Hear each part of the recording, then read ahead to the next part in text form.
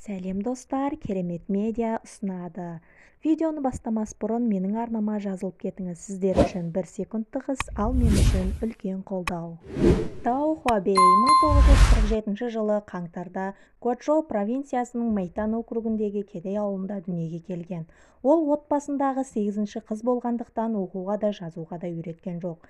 Қытайдағы үлкен ашаршылық кезінде ол жабайы көкөністерді жинап, өсімдік тамырларын жеудің әртүрлі әдіс-тәсілдерін қолданып көрді. 20 жасында ауылдағы геологиялық бригаданың бухгалтеріне тұрмысқа шықты. 2 ұлды болды.